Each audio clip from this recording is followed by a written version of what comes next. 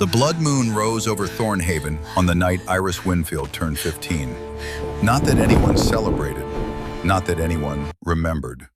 In the years since the fire took her parents, since the smoke cleared and left her standing alone in the ashes of everything she'd ever known, Iris had learned that birthdays were luxuries reserved for children who still had futures.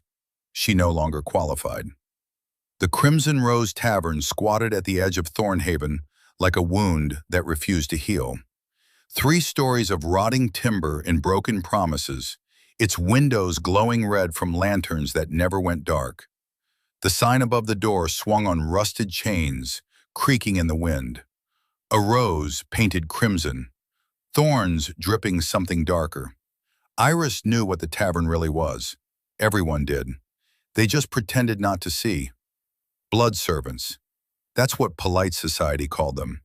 The girls who disappeared through the Crimson Rose's doors and emerged hollow-eyed and pale, if they emerged at all. The ones who fed the hunger that prowled Thornhaven's streets after dark, wearing human faces in expensive clothes.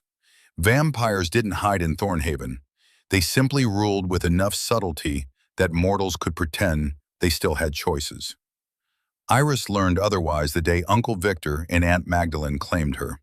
She was 12 when the fire burned, 12 when she watched her childhood home collapse into cinders while the town stood watching, doing nothing.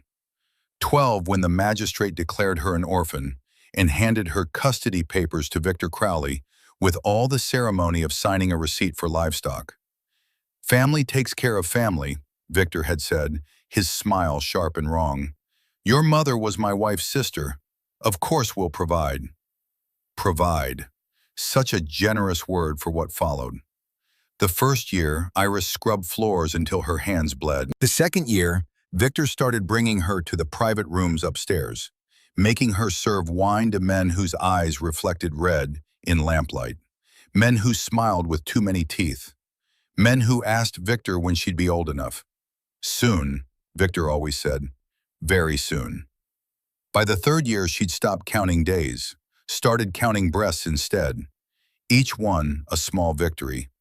Each one proof she'd survived another moment in a world designed to devour her. Tonight, her 15th birthday, Victor had different plans. Iris huddled in the alley behind the Crimson Rose, her back pressed against brick still warm from the day's heat. Blood trickled from her split lip where Victor's hand had connected. Her ribs ached where his boot had found purchase. Each breath felt like swallowing broken glass. Get up. Victor loomed above her, silhouetted against the night sky. His eyes hadn't changed yet, still human, still brown. He saved the red for special occasions. She stayed down. Begging only made it worse. That lesson had been learned the hard way. I said, get up. Victor's voice hardened. Lord Malachi arrives tonight. You need to be presentable, clean. He paid good money for unspoiled goods. Unspoiled. Iris wanted to laugh, wanted to scream, did neither. Please. The word escaped before she could stop it. Not begging for mercy, begging for the one thing Victor had denied her. Please don't tell anyone you saw me. Victor's laugh cut through the darkness. Saw you? Girl, I own you. Every breath, every drop of blood in those veins. You think you can hide from what you are? His hand reached for her throat and stopped. Victor's entire body went rigid. His hand hung in the air, trembling, as if an invisible force had seized his muscles and frozen them solid. His eyes widened, not with anger, with fear. That's far enough, Crowley. The voice came from the alley's mouth, low, quiet, carrying the kind of authority that didn't need to shout. Iris turned her head, tasting blood, and saw him. Tall, impossibly so, wearing a long coat that seemed to absorb the moonlight rather than reflect it. Dark hair touched with silver at the temples. A face that could have been carved from marble, all sharp angles and cold beauty. But it was the eyes that stopped her heart. Ancient, utterly ancient, gray as winter storms and just as unforgiving. The stranger stepped forward and Victor stepped back. The fear in Victor's expression intensified. Lord Blackthorne, Victor's voice cracked. I didn't know you'd return to Thornhaven. If I'd known, I would have... You would have what? The stranger, this Lord Blackthorne, didn't raise his voice, didn't need to. Each word landed with the weight of absolute certainty. Hidden your sins more carefully? Moved your business somewhere I wouldn't see? This is family business, my lord. The girl is my ward, my responsibility. Your property, you mean?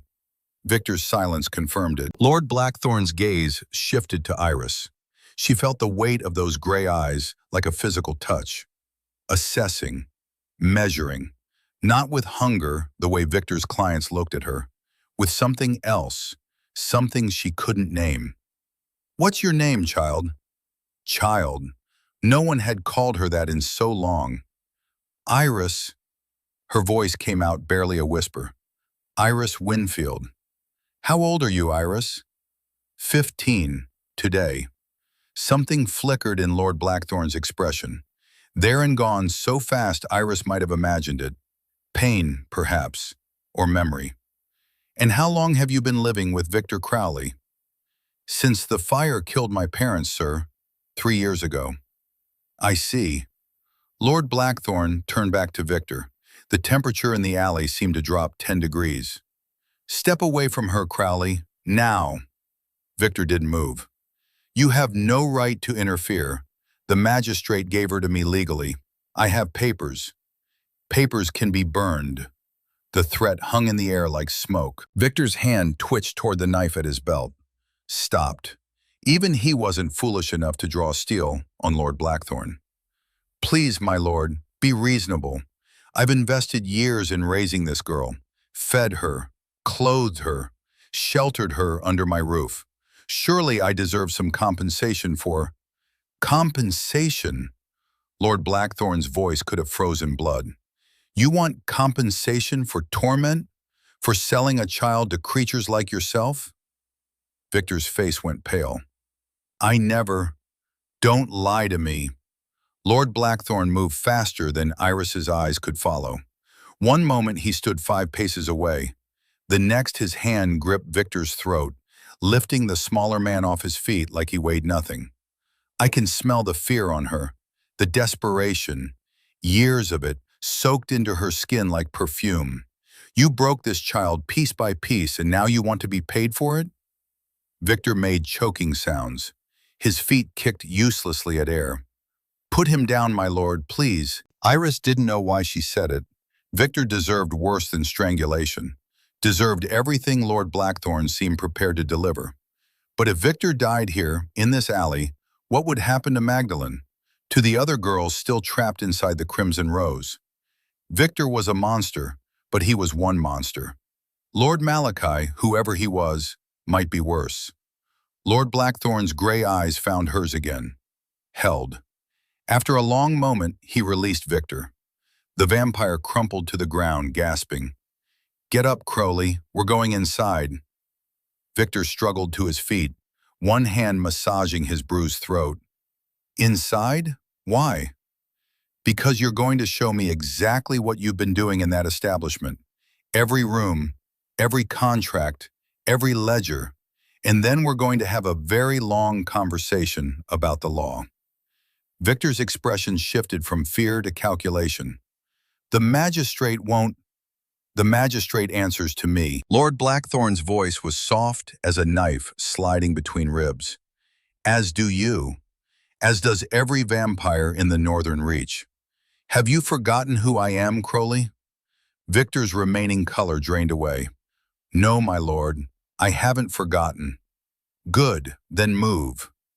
Victor stumbled toward the tavern's back door. Lord Blackthorne turned to Iris, offering his hand. She stared at it. Clean fingers, no calluses, no blood under the nails. Can you stand? Iris nodded, tried. Her legs trembled too badly. Without asking permission, Lord Blackthorne bent and lifted her. Not roughly, the way Victor dragged her, carefully, as if she were something precious that might break. Iris's entire body went rigid. She'd learned to associate being carried with things that came after. Pain, humiliation, loss. Easy, Lord Blackthorne's voice gentled. I'm not going to hurt you. You have my word. Why should I trust a vampire's word? It came out harsher than she intended. But survival had taught her that vampires didn't help. They used. They consumed. They wore kindness like a mask until the mask came off and revealed the monster beneath. Lord Blackthorne didn't flinch. You shouldn't. Trust is earned, not given. But I'm asking you to accept my help tonight regardless. Will you? Iris looked into those ancient gray eyes, searching for the lie, the trap, the hidden price. Found only exhaustion, and something that looked almost like grief. Yes, she whispered. He carried her inside. The Crimson Rose's interior matched its reputation. Red velvet curtains, dark wood, paintings of women in various states of undress, hanging on walls the color of old blood. The air smelled of wine and smoke, and something underneath, something metallic and sweet, fear. The tavern reeked of fear. Victor led them through the main room where men, human and otherwise, sat drinking. Conversations died as Lord Blackthorne passed. Every vampire in the room recognized him. Every vampire looked away. They climbed stairs to Victor's private office. A cramped space dominated by a desk drowning in papers. Victor moved to close the ledger spread across its surface. Don't. Lord Blackthorne's command stopped him cold.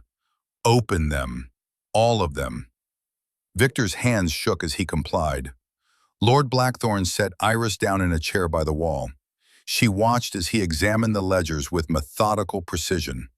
Page after page, line after line. His expression never changed, but the temperature in the room dropped steadily. After what felt like hours, he spoke. 7. Victor said nothing. 7 girls, Crowley. 7 names in this ledger, all under the age of 16, all listed as indentured blood servants, all sold to various lords across the northern reach. Lord Blackthorne's voice was glacial. Where are they now? Gone, my lord. Their contracts were fulfilled, and they went to their new masters as agreed. Liar. The word cracked like a whip. I know what happens to blood servants sold at that age. They don't survive their first year. The addiction ravages them, burns them out from inside until there's nothing left but empty shells, begging for the next bite. Victor's jaw clenched. That's not my responsibility. Once the contract transfers, where is Annabelle Crowley? The question landed like a blow. Victor actually staggered. What? Your daughter, Crowley. Her name is in this ledger. Sold to a Lord Malachi of Ashvale, age 16. Indenture period, indefinite. Lord Blackthorne's eyes burned. Where is your daughter? The silence that followed felt heavy enough to crush bones. Victor's face had gone gray. Annabelle, Lord Malachi offered good money, enough to clear my debts. She understood. She knew what family required. Family required you to sell your own child? She's not dead. Victor's voice rose, desperate. Lord Malachi keeps her well, treats her kindly. Does he? It wasn't a question. Lord Blackthorne turned a page in the ledger. Then why does this entry, dated 6 months after her sale, list a death benefit payment of 50 silver? Victor's mouth opened, closed. No words came out. Iris felt something cold and sharp lodge in her chest. Annabelle. She remembered Annabelle vaguely, a quiet girl with dark hair who sometimes brought Iris extra bread from the kitchen, who told her stories when the nights got too dark and the screaming from upstairs got too loud. Annabelle was dead, had been dead for years, and Victor sold her. You knew. Lord Blackthorne's voice dropped to a whisper more terrifying than any shout. You knew what would happen when you sold her, just as you know what awaits young Iris when Lord Malachi arrives. I had debts. Victor's composure shattered. Do you know what they do to vampires who can't pay? Do you know what the Elder Council does to failures? I had no choice. There's always a choice, Crowley. You simply chose yourself over your daughter, and now you're choosing yourself over Iris. Victor lunged for the desk drawer. Iris saw the flash of steel, a knife, silver-edged, designed to kill vampires. Lord Blackthorne moved. One moment, Victor held a weapon. The next, he was on the floor, Lord Blackthorne's boot on his chest, the knife embedded in the desk, 6 inches from Iris's head. "Try that again," Lord Blackthorne said softly, "and I'll forget I'm supposed to be civilized." A knock at the door interrupted them. Magdalene Crowley stood in the doorway, her face pale, eyes wide. "Victor? I heard shouting. Is everything—" She stopped, saw her husband on the floor, saw Lord Blackthorne, saw Iris. Her expression crumbled. "Oh God, Iris, what did he do?" "Your husband," Lord Blackthorne said, not releasing Victor, "has been running a rather profitable business selling children to elder vampires. Would you like to see the ledger?" Magdalene's hand flew to her mouth. No, I suspected, but I couldn't stop him?" Lord Blackthorne's voice held no judgment, only weariness. "Or couldn't bear to know the truth?" Magdalene's legs gave out. She sank to her knees in the doorway, tears streaming down her face. "Both.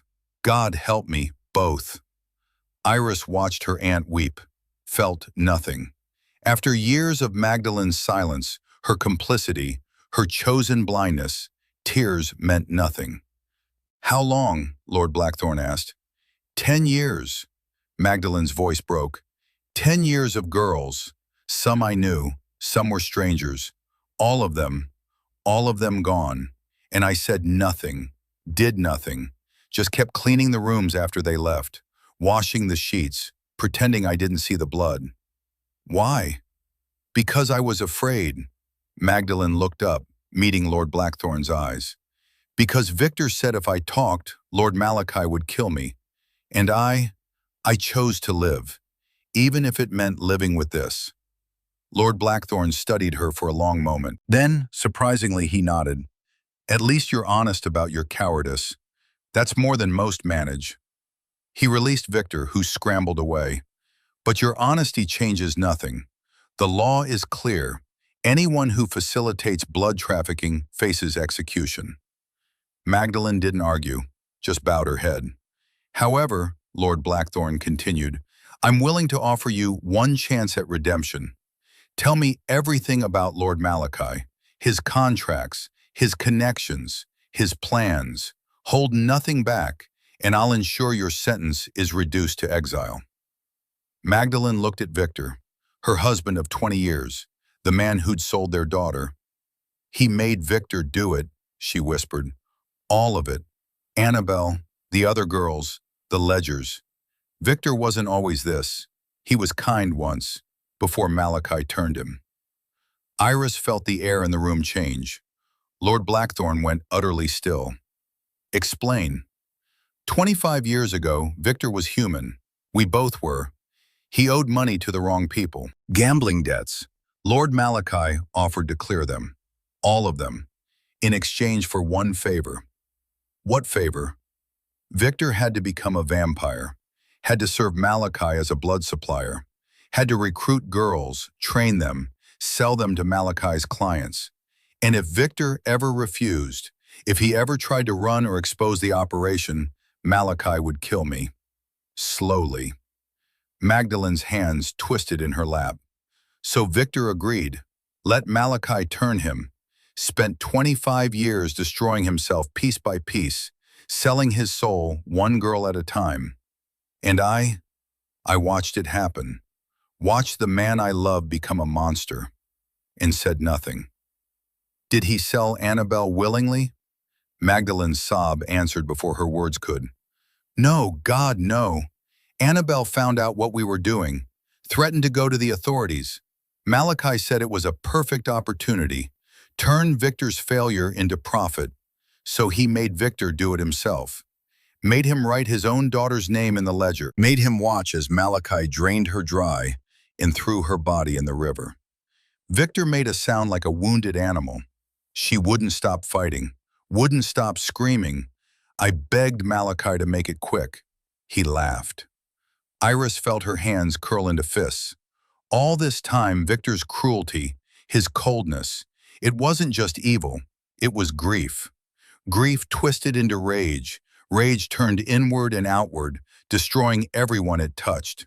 It didn't excuse what he'd done, didn't make Iris forgive him, but it explained him. Lord Blackthorne pulled a chair over and sat down, suddenly looking far older than his physical age suggested. Lord Malachi, he spoke the name like a curse. I should have known. Of course it's him.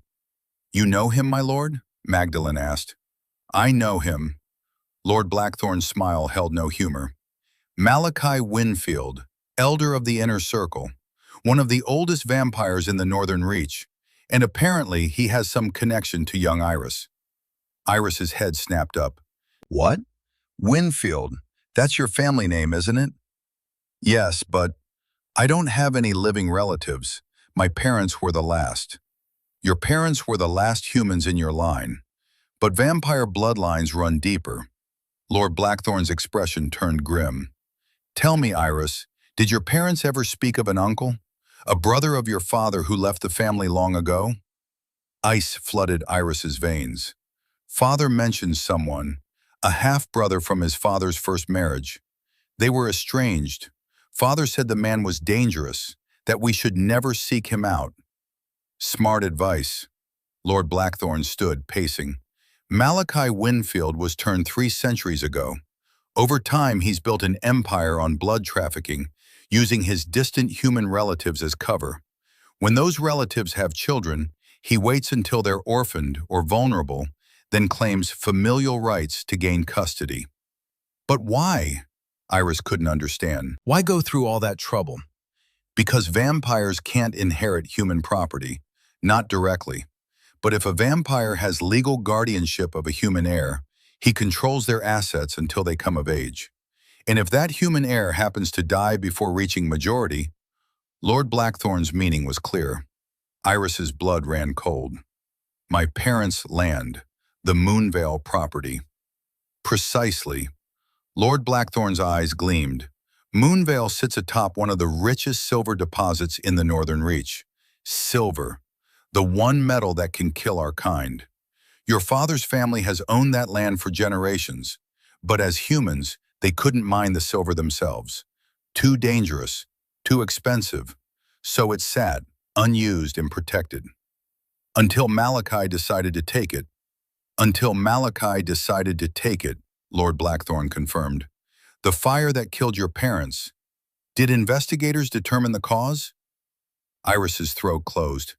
They said it was an accident, a lamp knocked over. The flames spread too fast to save anyone. Lamps don't knock themselves over, and fires don't burn hot enough to consume an entire house in minutes without accelerant. Magdalene gasped. You think Malachi killed them? Murdered Iris's parents? I think Malachi has been planning this for years. He couldn't kill them openly, too obvious. But an accident? A tragic fire that leaves a 12-year-old orphan in need of family? Lord Blackthorne looked at Victor. And you were supposed to keep her safe until Malachi was ready to claim her, until she turned 16, old enough to sign legal documents, young enough to control. Victor's face confirmed it. He's coming tonight, isn't he? Iris whispered. That's what you meant. Lord Malachi arrives tonight. Yes. Victor couldn't meet her eyes. He sent word 3 weeks ago, said it was time, said I should prepare you. Prepare me for what? For transfer of custody. He has papers already drawn up. Legal guardianship, effective immediately. The magistrate already approved it. Victor's voice was hollow. I'm sorry, Iris. I truly am. But there's nothing I can do. Malachi owns me, owns all of us. Silence fell over the room. Iris looked at Lord Blackthorne, this ancient, powerful vampire who could have ignored her suffering, who could have walked past that alley and left her to her fate, but didn't. What happens to me now? She asked. Lord Blackthorne met her gaze. That depends. I can offer you sanctuary at my manor, Blackthorne Hall. You'll be fed, clothed, educated, and protected. No vampire will be allowed to touch you. You'll have your own room with a lock on the inside, freedom to come and go as you please. In exchange for what? Iris had learned there was always a price. In exchange for nothing. No blood, no servitude, no obligations. Lord Blackthorne's voice was quiet. I had a wife once, a human woman, and a son, half vampire, half human. They were murdered 50 years ago by people who thought love between our kinds was an abomination. I failed to protect them, failed to see the danger until it was too late. His hands clenched. I can't bring them back, can't undo my failure, but I can choose to protect you, if you'll allow it. Iris studied his face, saw the truth written in those ancient gray eyes. Grief, guilt, genuine desire to help, but she also saw the problem. Malachi won't let you keep me. He has legal custody papers, the magistrate's approval. The magistrate can be overruled. By who? You said yourself he answers to you, but Malachi is an elder. Doesn't he have equal authority? In the inner circle, yes, but I am not merely an elder, Iris. Lord Blackthorne's smile was sharp. I am the vampire king of the Northern Reach. Malachi may be old, may be powerful, but his authority ends where mine begins, and I am declaring you under royal protection. The weight of those words settled over the room like snow. Victor looked like he might faint. Magdalene covered her mouth with both hands. You can't, Victor breathed. My lord, if you invoke royal protection for a human girl, Malachi will demand a tribunal. He'll challenge your authority before the entire council. It could start a war. Then let it start. Lord Blackthorne's voice was iron. I am tired of watching children suffer while politicians debate jurisdiction. I am tired of counting bodies and making excuses. 50 years ago, I failed my family. I will not fail Iris. He turned to her, offered his hand again. The choice is yours. Come with me now, accept my protection, and face whatever consequences follow. Or stay here, submit to Malachi's custody, and hope for mercy from a creature who has none. Iris looked at his hand, at Victor, broken and defeated, at Magdalene, drowning in guilt, at the ledger on the desk with 7 names written in blood. She thought of Annabelle, of the other girls, of her years spent learning that survival meant making herself small and quiet and invisible. She was so tired of being invisible. Iris reached out and took Lord Blackthorne's hand. I choose you. His fingers closed around hers, warm despite the vampire chill. Steady. Then we leave immediately. Magdalene, you'll need to come as well. Your testimony will be crucial in the tribunal. What about me? Victor's voice was small. You'll be remanded to the royal dungeons pending trial. If you cooperate fully, if you provide every detail about Malachi's operation, I'll ensure your sentence is imprisonment rather than execution. Lord Blackthorne's gaze was merciless. But you will never see freedom again. That much is certain. Victor nodded. He looked almost relieved. They left the Crimson Rose as thunder rumbled in the distance. Lord Blackthorne had sent for his carriage, a massive black thing drawn by horses that seemed too perfect to be real. Their eyes gleamed red in the darkness. Nightmares, Iris realized. Vampire horses. She'd heard stories but never believed them. As the carriage rolled through Thornhaven streets, Iris watched the tavern disappear behind them. Her past condensed into memory. Years of pain she'd never forget but might, someday, learn to live with. Where is Blackthorne Hall? She asked. North, in the Ashwood Forest. It's a 3-hour journey. Lord Blackthorne sat across from her, Magdalene beside him. You should rest. You're safe now. Safe. The word felt foreign. Iris closed her eyes. Didn't sleep. Couldn't. Her mind kept circling back to one thought. Malachi was coming for her. The vampire king had declared protection. War was inevitable, and somehow her 15th birthday had become the day everything changed. The carriage climbed into the hills as midnight approached. Iris watched through the window as Thornhaven's lights faded to pinpricks, then disappeared entirely. The forest closed around them, ancient trees forming a canopy so thick the moonlight barely penetrated. Blackthorne Hall appeared suddenly, rising from the darkness like a dream made of stone. Towers touched the sky, windows glowed with warm light. Ivy climbed walls that had weathered centuries. It was the most beautiful thing Iris had ever seen, and the most terrifying. A woman waited at the entrance, tall, elegant, with silver hair and eyes the same gray as Lord Blackthorne's.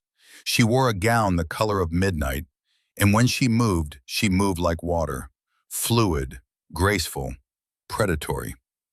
"Theron," her voice was music, "you've returned, and brought guests." "Octavia." Lord Blackthorne stepped from the carriage, offering his hand to help Iris down. "This is Iris Winfield. She'll be staying with us indefinitely." Octavia's gaze swept over Iris, assessing, not unkind, but not warm either. "Winfield, as in Malachi Winfield?" "His grandniece, though the relationship is distant and unwanted." "I see." Octavia's expression shifted. "Well then, welcome to Blackthorne Hall, child. I'm Octavia Blackthorne, Theron's sister and mistress of this estate. You're safe here. No one will harm you." "Thank you, my lady." "Just Octavia, please. Come inside. You look half dead on your feet." The interior of Blackthorne Hall matched its exterior. Grand staircases, paintings of people in old-fashioned clothes, furniture that probably cost more than Iris's entire life was worth. But it was the warmth that struck her most. Despite being home to vampires, the hall felt alive. Fireplaces burned, candles flickered. Somewhere in the distance, she heard music playing. Octavia led them to a sitting room where tea had already been prepared. Actual tea, not the weak broth Victor served. Iris held the cup with both hands, letting the heat seep into her fingers. "Magdalene will be given guest quarters," Lord Blackthorne was saying. "Post a guard. She's a witness, not a prisoner, but we can't risk Malachi attempting to silence her." "Understood. And the girl?" "The East Tower, the rooms Celestine used." Octavia's expression flickered. "Theron, are you certain? Those chambers have been closed for 50 years. "Then it's time to open them." His voice was gentle, but firm. "Celestine would want them used, would want them to shelter someone who needed shelter." "Very well." Octavia turned to Iris. "The East Tower was where my brother's wife lived. It has a bedroom, sitting room, private bath, and a library. The door locks from the inside. No servant will enter without your permission. Does that suit?" Iris could barely process it. A library, privacy, a lock. "Yes, thank you. You'll also need clothes. I'll have the seamstress visit tomorrow. For tonight, we'll find something of Celestine's that fits." The name kept appearing. Celestine, Lord Blackthorne's dead wife. "How did she die?" Iris asked before she could stop herself. The room went silent. Lord Blackthorne set down his tea with careful precision. "Vampire hunters. They called themselves the Purification Order, believed that vampires who loved humans were traitors to both species. They attacked while I was away on council business. Killed Celestine, killed Adrian, our son. Burned them both to ash so there'd be nothing left to bury." His voice never wavered, but his hands clenched white. "I hunted every member of that order down. It took me 10 years. When I finished, the Purification Order no longer existed." He looked at Iris. "I tell you this so you understand. I know what it's like to lose everything to fire, to be left standing in the ashes, wondering why you survived when they didn't. And I know that no amount of revenge fills the emptiness they leave behind." Iris felt tears prick her eyes. "Then why did you hunt them?" "Because some evils can't be forgiven, only ended." Lord Blackthorne's smile was sad. and because I needed to do something with the rage. Better to aim it at those who deserved it than let it consume me from inside. Did it help, the revenge? No, but it was necessary anyway. They sat in silence for a moment. Two people who'd lost everything. Two survivors who'd learned that survival wasn't the same as living. Octavia cleared her throat. I'll show Iris to her rooms. She needs rest. Wait, Iris stood. I need to know. When Malachi comes, and he will come, what happens? Do you really think royal protection will stop him? No. Lord Blackthorne's honesty was brutal. Royal protection means he can't take you by force, but he can challenge it legally. Demand a tribunal before the Elder Council. Argue that his familial rights supersede my royal authority. And if he wins, he won't. But if he does, Lord Blackthorne met her gaze. Then I'll break every law in the Northern Reach to keep you safe. I'll start a war if I must. I'll burn the council to ash and rebuild it from scratch. Whatever it takes, Iris. I made a promise. I will not fail another child. The weight of that vow settled over her like a cloak. Why? Iris whispered. You don't know me. Don't owe me anything. Why would you risk everything for a stranger? Because you're not a stranger. You're a 15-year-old girl who survived years of hell and still had the courage to choose hope over resignation. You're someone who asked me to spare Victor's life even though he deserved to die. You're someone worth saving. Lord Blackthorne's voice softened. And because I failed to save Celestine and Adrian, failed to protect them when they needed me most, I can't bring them back, can't undo my mistakes, but I can choose to protect you. And perhaps in doing so, I can forgive myself enough to keep living. Iris understood then. This wasn't just about her. It was about Lord Blackthorne finding a reason to care again. Finding a purpose in a life that had stretched on too long with too much loss. She was saving him as much as he was saving her. Okay, she said, then I'll try to be worth it. You already are. Octavia led Iris up spiral staircases and through corridors that seemed to go on forever. The East Tower rose at the hall's edge, isolated from the main building by a covered walkway. Theron had this built for Celestine, Octavia explained as they walked. She wanted somewhere private, somewhere the constant vampire politics couldn't reach. He gave her a sanctuary within a sanctuary. The tower door was oak, heavy and dark. Octavia produced a key from somewhere in her gown and unlocked it. This is now yours, the only key. Not even Theron has a copy. Inside, the rooms took Iris's breath away. Windows on all sides flooded the space with moonlight. Bookshelves lined every wall, stuffed with volumes in languages Iris couldn't read. A writing desk sat by the largest window. The bed looked soft enough to drown in, and everywhere small touches of warmth. Cushions, candles, a music box on the dresser. Celestine loved music, Octavia said softly, and books, and mornings, which she could never see again after Theron turned her. She was turned? Yes. They were married for 20 years before she asked. She wanted to stay with him, wanted eternity together. Octavia's smile was bittersweet. She got 5 years, not nearly enough. Iris wandered to the writing desk. A journal lay open, the last entry dated 50 years ago. May I? Theron said you should have access to everything. Read what you like. Iris picked up the journal. The handwriting was elegant, each letter formed with care. The entry read, "If someone is reading this, it means Theron has finally opened these rooms again. Finally, let someone else enter the sanctuary I love so much. To whoever you are, I hope you find peace here as I did. I hope these walls shelter you from whatever storms drove you to seek refuge. And I hope, most of all, that you remind Theron what it feels like to care. My husband has lived 300 years. He'll live 300 more. And in all that time, the greatest danger he faces isn't silver or sunlight or vampire hunters. It's forgetting why immortality is worth enduring. If you're here, if he brought you here, it means he hasn't forgotten yet. It means some part of him still remembers how to love. Don't let him forget again. With hope, Celestine Blackthorne. Iris's vision blurred. She clutched the journal to her chest as tears finally came. Not for herself, for Celestine, for Lord Blackthorne, for all the love that had been lost and all the grief that remained.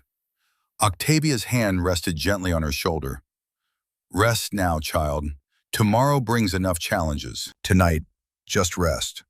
After Octavia left, Iris changed into one of Celestine's nightgowns, soft cotton that smelled faintly of lavender. She crawled into bed, expecting to lie awake as she had every night. Instead, exhaustion dragged her down into dreamless sleep. The sleep of someone who, for the first time in a very long time, felt safe. Morning came with birdsong, actual birds singing in the trees outside her window. Iris woke slowly, disoriented. For a moment she forgot where she was, forgot everything that had happened. Then memory crashed back. Victor, the crimson rose, Lord Blackthorne, Malachi. She sat up, heart racing, expecting to find it all a dream.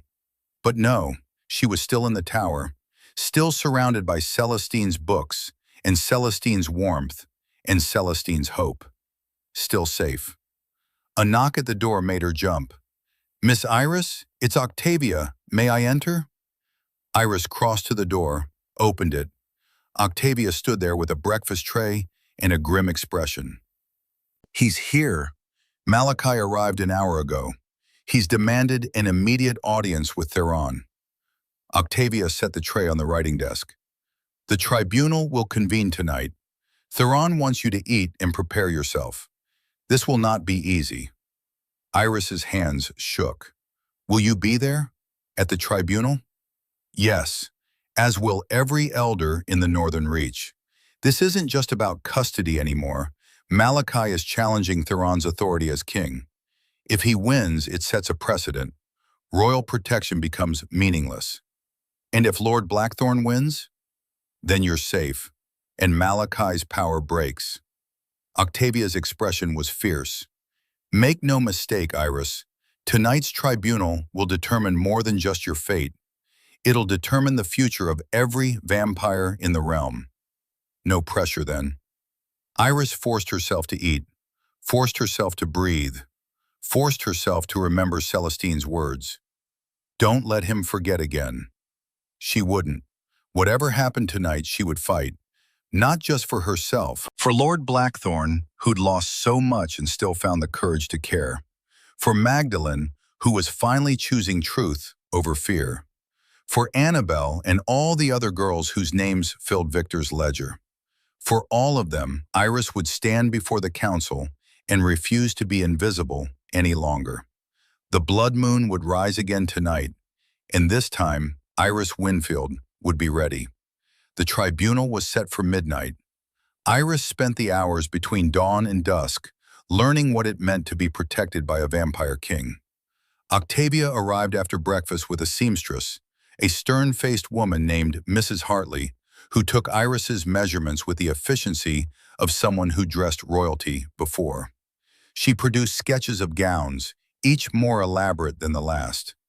"Nothing too ornate," Octavia instructed. "She's not a decoration. She's a witness. We want the council to see her as a person, not a possession." Mrs. Hartley nodded and began pinning fabric. Deep blue, the color of twilight, simple lines, elegant but understated, the kind of dress that said dignity without shouting wealth. Iris stood still, watching her reflection transform. She barely recognized the girl staring back. Clean, clothed in something that wasn't rags, hair brushed and tied back with ribbon. She looked almost human again. "The tribunal will be brutal," Octavia said, circling her. "Malachi will argue that Theron has overstepped his authority, that royal protection doesn't extend to humans with living vampire relatives. He'll paint Theron as a tyrant abusing power for personal sentiment. What should I say? The truth, all of it. The council respects honesty, even when it's painful. Octavia's expression softened. But Iris, you need to understand something. To them, you're not a child.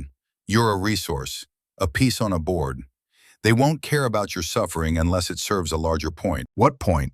That Malachi has been violating vampire law for decades. That his blood trafficking operation undermines the very foundations of our society. That allowing him to win sets a precedent for chaos. Octavia met her eyes in the mirror. Your pain matters, but to the council, it only matters because it's evidence of Malachi's crimes. The words should have hurt, should have made Iris feel small and used. Instead, they clarified something. This wasn't about her feelings. This was about survival, about strategy, about using the tools available, even when those tools were her own trauma. She could do that, had been doing it for years. I understand. Good. Octavia stepped back, examining the dress. Mrs. Hartley, it's perfect. Have it ready by sunset. After the seamstress left, Octavia led Iris through the manor. They passed rooms filled with books, with weapons, with paintings of vampires long dead. The history of the Northern Reach, preserved in portraits and artifacts. They stopped at a gallery on the third floor. Windows overlooked the forest, sunlight streaming through glass that had been treated somehow to allow vampires passage. Magic, Iris realized. The windows were spelled. Theron commissioned these after Celestine died. Octavia gestured to a series of paintings. He couldn't bear to forget her face. The first showed a woman with kind eyes and dark hair, laughing at something outside the frame. She wore simple clothes, a gardener's apron. Dirt smudged her cheek. The second captured her reading to a small boy, maybe 6 years old. The boy had his father's gray eyes and his mother's smile. The third broke Iris's heart. Celestine and Theron dancing, her head against his chest, his hand cradling hers like she was made of glass that might shatter. She was beautiful. She was human. Octavia's voice held no judgment. Stubborn, fierce, impossibly kind. She saw Theron at a council meeting where he was sentencing a rogue vampire to execution. Most women would have been terrified. Celestine walked right up to him afterward and told him he'd made the wrong choice. What did he do? Asked her to explain. She did. For 3 hours. By the end, he'd commuted the sentence to exile. Octavia smiled at the memory. He courted her for 2 years. She refused him 7 times. Said she wouldn't marry a vampire who valued law over justice. What changed her mind? He changed. Started questioning every decision, seeking counsel from humans as well as vampires. Reformed the entire judicial system to prioritize rehabilitation over punishment. Octavia touched the dancing portrait gently. She changed him, made him remember that immortality without compassion is just endless cruelty. Iris understood why Octavia had brought her here. This wasn't just history, it was a reminder, a warning. Don't let him forget again. I'll try, Iris whispered to Celestine's painted smile. You already are, child. They found Theron in his study, surrounded by documents, legal precedents, council bylaws, property records. He looked up when they entered, exhaustion written in every line of his face. Iris, good. I need to ask you some questions.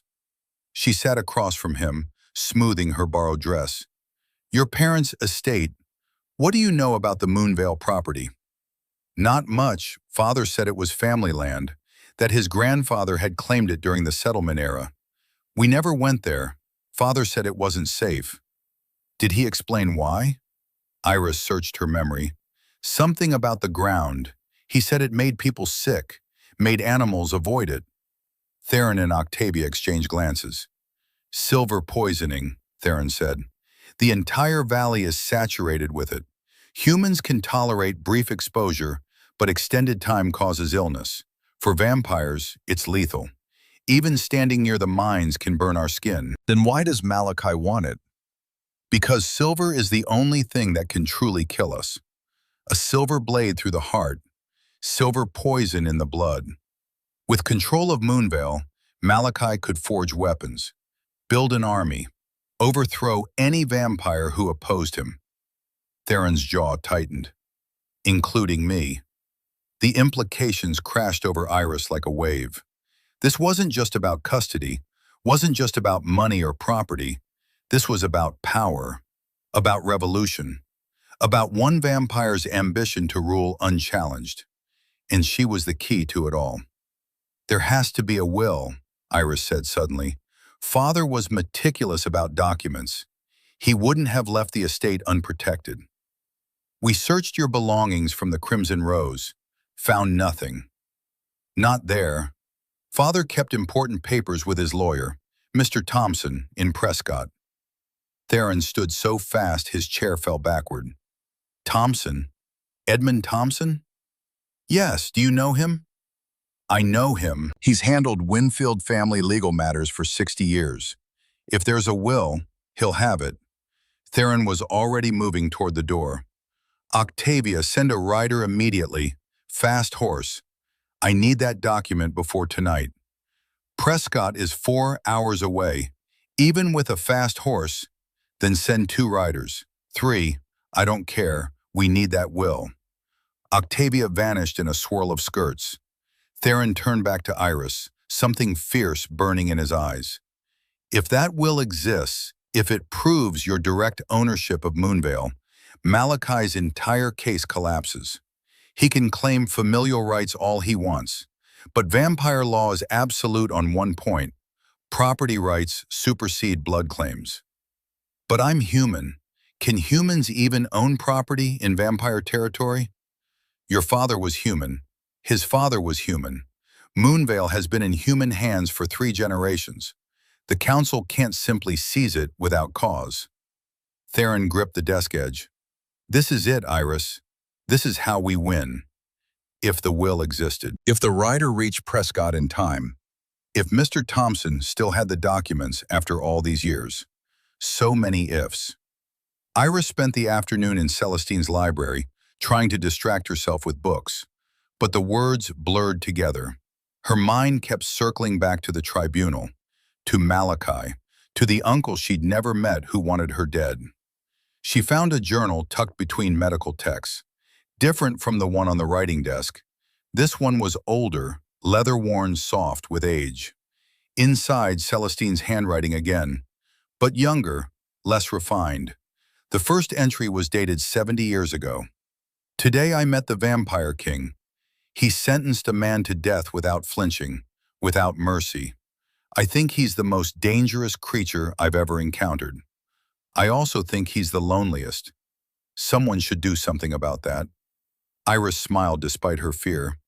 Even 70 years ago, Celestine had seen past the crown to the man underneath. She kept reading, entry after entry chronicling Celestine's courtship with Theron. Her initial fear, her growing fascination, her decision to let herself love something that could kill her without effort. One passage struck Iris hard. Theron asked me today why I'm not afraid, why I trust a monster. I told him, monsters don't ask permission before they hurt you. Monsters don't spend 2 hours helping you plant rose bushes just because you mention missing your mother's garden. Monsters don't cry when they think you're not looking. He's not a monster. He's just someone who's been alive so long he forgot how to be human. I think I can remind him. The door to the tower burst open. Octavia breathing hard despite vampires not needing air. Iris, we have a problem. Ice flooded her veins. What happened? Malachi's here, at the gates, with 12 vampires and a magistrate's warrant. He's demanding immediate custody transfer. Octavia grabbed Iris's arm. We need to move you to the inner sanctum. Now. What about the tribunal? Malachi claims the tribunal is unnecessary, says his legal claim is ironclad, and Theron's protection is null. Octavia pulled her toward the door. He's wrong, but he's betting we won't resist a magistrate's warrant. That doing so would make Theron look like a tyrant refusing lawful authority. Is Theron going to fight him? Octavia's smile was sharp. What do you think? They ran through corridors, down staircases, into depths of the manor Iris hadn't seen. The walls changed from elegant stone to raw rock. They were descending into the mountain itself. Blackthorne Hall was built on ancient catacombs, Octavia explained. Theron had them reinforced centuries ago. Silver-lined walls, spelled doors. Nothing gets through here without his permission. They reached a circular chamber lit by blue flame torches. No windows. One entrance guarded by a door that looked like it could withstand a siege. Stay here. Don't open this door for anyone except Theron or me. Octavia pressed something into Iris's hand. A dagger, silver-bladed, handle wrapped in leather. If someone gets through, aim for the heart. Don't hesitate. Octavia, wait. What's happening up there? The vampire's expression was grim. War, child. War is happening. She vanished, the door sealing behind her with a sound like a tomb closing. Iris was alone in the dark, holding a knife she barely knew how to use, listening to sounds that filtered down from above. Shouting, crashes, the unmistakable ring of steel on steel. Someone was fighting. Multiple someones. She pressed against the door, trying to hear, trying to understand. Then the screaming started. Not human screaming, vampire screaming. High and terrible and wrong. The sound of creatures who'd forgotten how to feel pain, remembering all at once. Iris's hands shook. She wanted to run, wanted to hide, wanted to curl up in the corner and disappear. But she thought of Celestine, of a human woman who'd walked up to a vampire king and told him he was wrong, who'd loved him anyway, who'd chosen courage over fear again and again, until fear became the smaller thing. Iris straightened, gripped the dagger properly, positioned herself away from the door where she'd have room to move. If they came for her, she'd make them bleed. Time lost meaning in the sanctum. Could have been minutes, could have been hours. Iris counted her breaths, staying calm, staying ready. The door opened. Iris raised the dagger, ready to strike. Theron stood there, blood splattered across his coat. Not his blood. His eyes blazed red, fangs visible, every inch the predator he usually kept hidden. Behind him, Octavia, also bloodied, also transformed. "It's over," Theron said. His voice was hoarse. "Malachi's forces are either dead or fled." "What happened?" "Malachi made a mistake. Brought Victor along to verify your identity." Theron's smile was terrible. "But when Malachi ordered his vampires to storm the manor, to kill anyone who resisted, Victor hesitated, for just a moment, long enough to remember what happened the last time he blindly followed orders." Iris felt her heart skip. "Victor fought with you?" "Not at first. He stood frozen while his fellow vampires attacked. But when one of them tried to set fire to the east wing, tried to burn you out the way Malachi burned your parents," Theron paused. "Something broke in Victor. Or maybe something finally healed. He turned on them, gave us the opening we needed. Is he alive?" "Barely. Malachi put a sword through his chest before retreating. Octavia's healers are working on him now." Theron stepped into the sanctum, offering his hand. "Come, there's something you need to see." They climbed back through the manor. The evidence of battle was everywhere. Scorch marks on walls, broken furniture, blood, dark and thick, pooling on marble floors. 4 bodies lay in the entrance hall. Vampires Iris didn't recognize, their faces frozen in expressions of shock and agony. "Silver weapons," Theron explained. "We keep a small arsenal, for situations exactly like this." They found Victor in a guest room, pale as death. Magdalene sat beside him, holding his hand, tears streaming down her face. "Magdalene," Victor's voice was barely audible. "I need to tell you, need to tell them all." "Hush, save your strength." "No, if I die, this needs to be said." Victor's eyes found Theron. "Malachi killed your family, your wife, your son. It was him." The room went absolutely silent. What did you say? 50 years ago, Malachi hired the Purification Order, paid them 5,000 silver to attack Blackthorne Hall while you were away, told them exactly when you'd be gone, exactly where Celestine and Adrian would be. Victor coughed, blood bubbling at his lips. I was there when he made the deal. I saw the contract, saw him smile when they brought him proof of their deaths. Theron didn't move, didn't breathe, didn't blink. Why? The word came out broken. Because you refused to support his bid for High King of the Reach. Because Celestine convinced you that peace with humans was possible. Because as long as you ruled with compassion instead of fear, Malachi couldn't seize total power. Victor's hand tightened on Magdalene's. He's been planning your downfall for decades. Iris was just the latest piece. The silver mines would give him weapons. Your grief would make you weak. He'd challenge your authority and win. Where's the contract? The proof? I don't know. Malachi kept it, said it was insurance. Victor's breathing turned ragged. But someone else knows. Someone who helped arrange the meeting. Who? Magistrate Caro, the one who approved my custody of Iris, the one who signed Malachi's warrant tonight. Victor's eyes closed. He's been Malachi's creature for 30 years. He'll have records, evidence, everything you need. Theron turned to Octavia. Bring me Caro, alive. He's probably fled. Then hunt him. I don't care if you have to search every hole in the Northern Reach. Find him, and bring everything he's carrying. Octavia disappeared like smoke. Theron looked down at Victor. For a long moment, Iris thought he might kill the wounded vampire, finish what Malachi started. Instead, he nodded. You'll live, for your testimony at the tribunal. After that, we'll discuss your sentence. Theron's voice was ice. But Victor, understand this. The only reason you're breathing is because you chose to fight for something other than yourself. Don't make me regret showing mercy. I won't, my lord. Victor's voice held something new. Not quite hope, but maybe the beginning of redemption.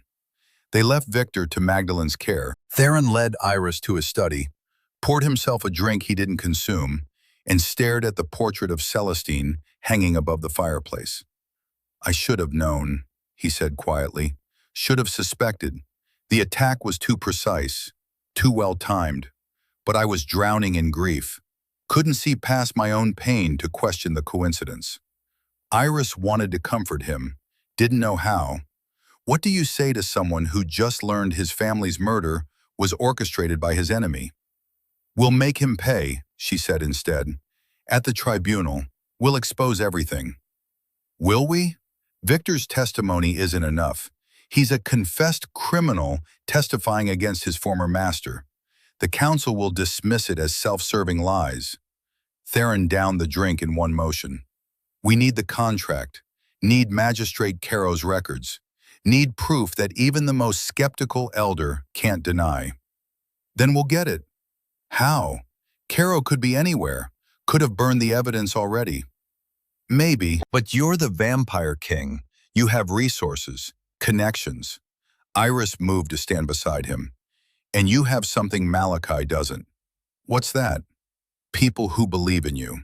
Octavia, Victor, finally, me. She met Theron's eyes. Malachi rules through fear. You rule through loyalty. That's why his vampires fled tonight and yours stood firm. That's why we'll win. Something in Theron's expression shifted. The grief receded, replaced by determination. You're right, we'll win. Not because we're stronger, but because we're fighting for something real. A commotion in the hallway interrupted them. Octavia returned, dragging a struggling man by his collar. Magistrate Caro, fat and sweating, eyes wide with terror. Found him 3 miles north, trying to reach the border. Octavia threw him to the floor. He was carrying this. She dropped a leather satchel on Theron's desk. Documents spilled out. Contracts, ledgers, letters sealed with wax. Theron sorted through them with increasing intensity, then stopped, holding one page like it might burn his fingers. This is it. The contract between Malachi and the Purification Order. Signed, witnessed, dated 3 days before Celestine died. His hand trembled. Everything, every detail. How much he paid, what he wanted destroyed, who should die. He read aloud, voice hollow. Target, Celestine Blackthorne and Dampier offspring. Method, fire.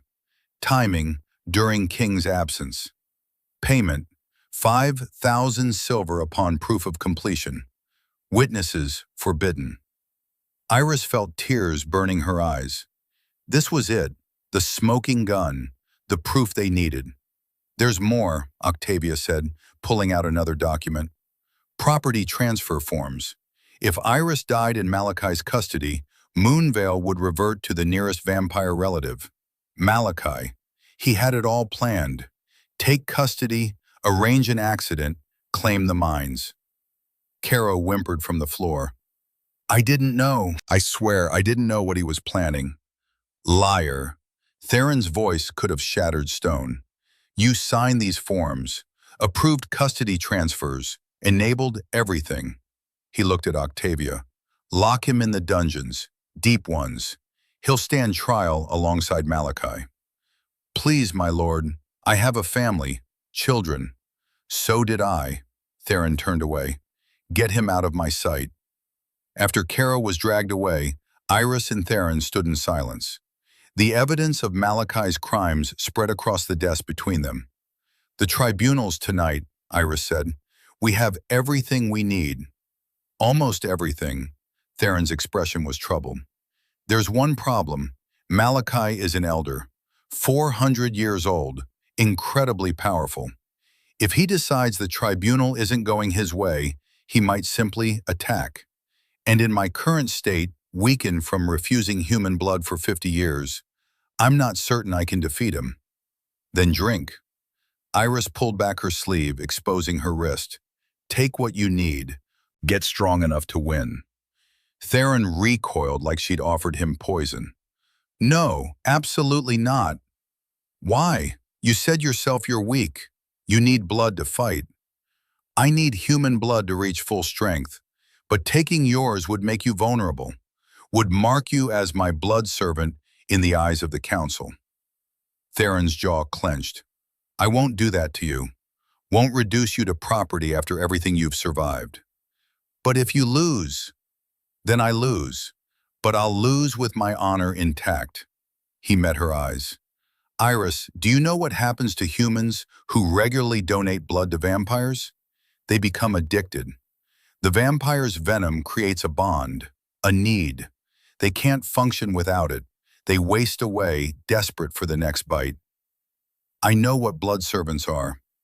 Then you know I won't make you one, not even to save my own life. Theron's voice was absolute.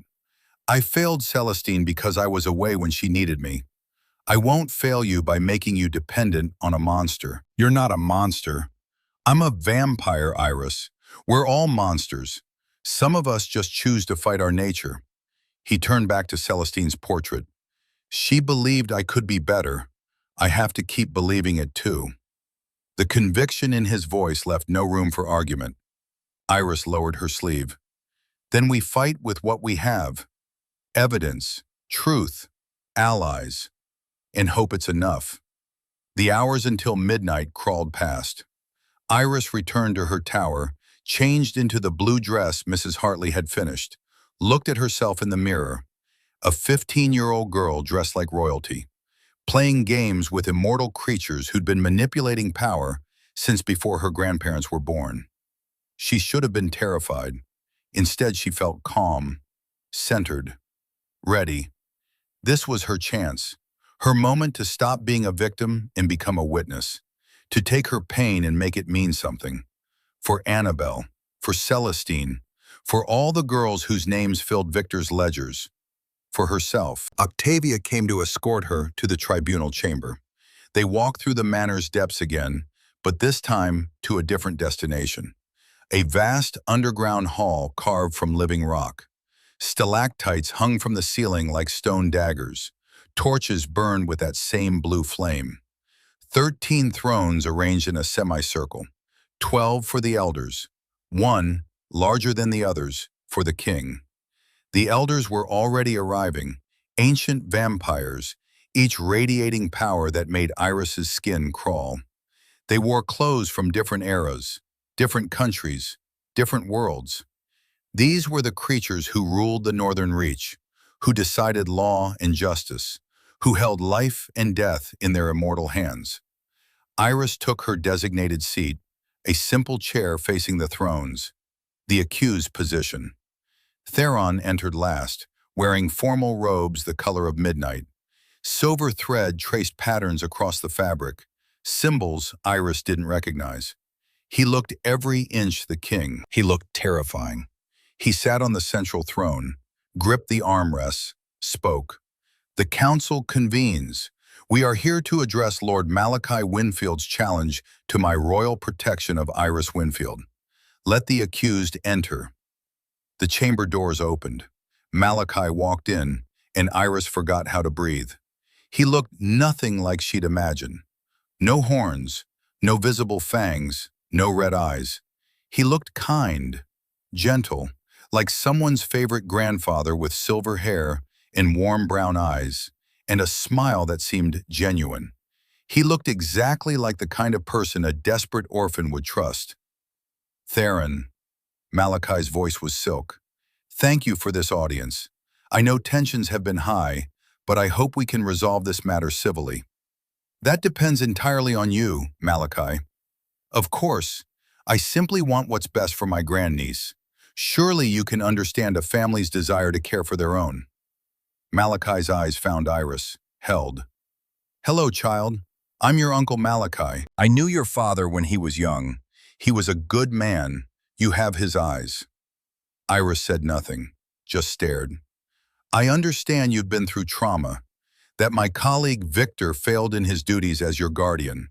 For that, I apologize." Malachi spread his hands.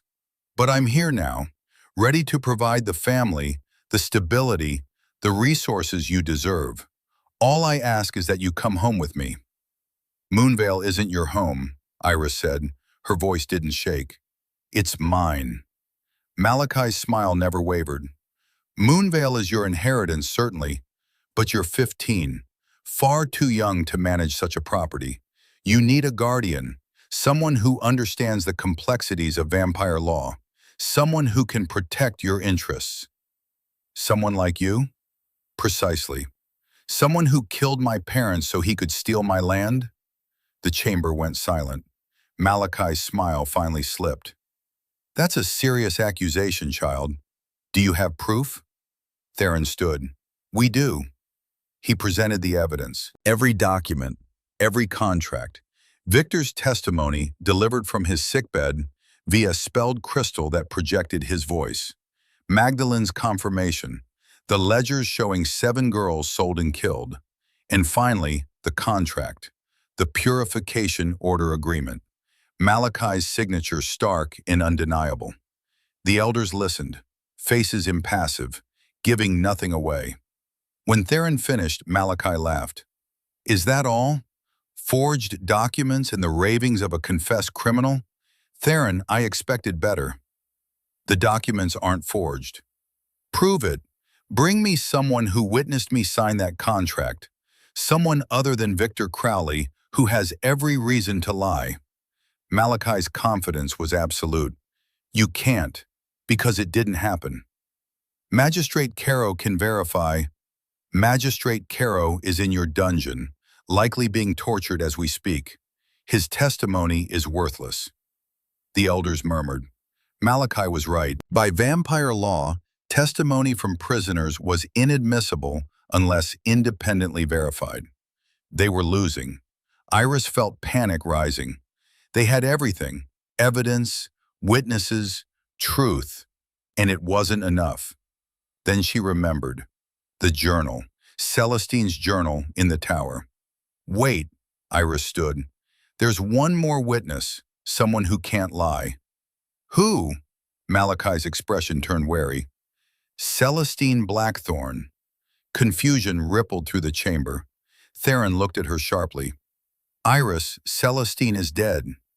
I know, but she kept journals. Detailed journals, including one where she documented threats against her life. Iris looked at the elders. She wrote about a vampire who approached her months before she died, who warned her that Theron's compassion made him weak, that change was coming. She was gambling, inventing, betting everything on a bluff. But the look on Malachi's face told her she'd struck gold. She wrote his name, described his appearance, detailed the conversation word for word. Iris's voice strengthened. Celestine knew someone wanted her dead.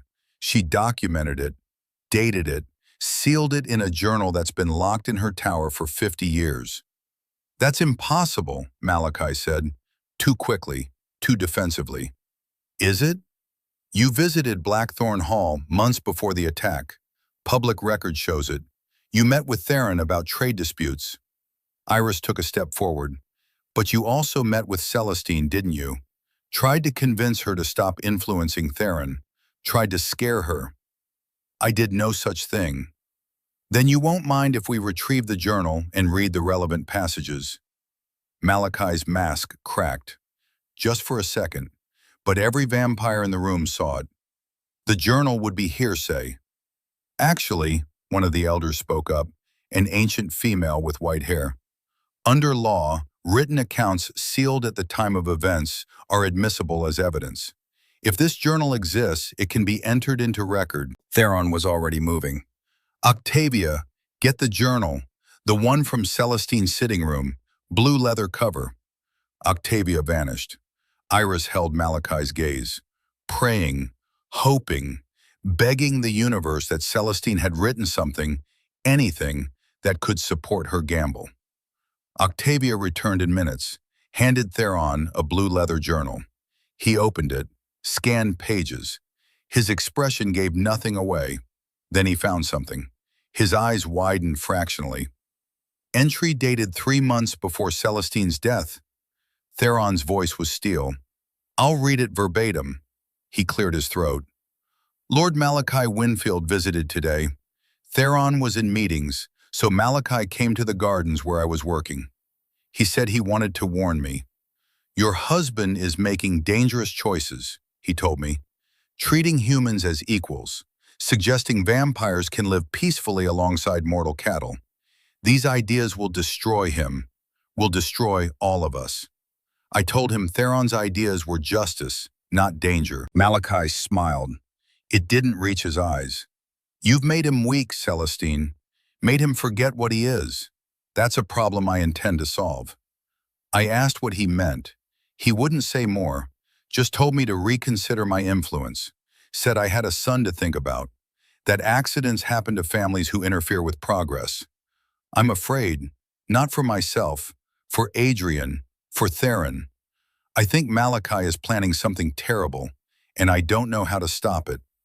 Silence. Complete. Absolute. Damning. Malachi stood frozen. Every vampire in the chamber stared at him. She was paranoid, he finally said. Imagining threats. I was trying to help. By threatening her child? The white-haired elder's voice was ice. By saying accidents happen? I meant, we know what you meant, Malachi. Theron closed the journal gently, reverently. 3 months later, Celestine and Adrian burned. An accident, exactly as you predicted. The evidence was overwhelming now. The contract, Victor's testimony, Celestine's journal, all pointing to the same truth.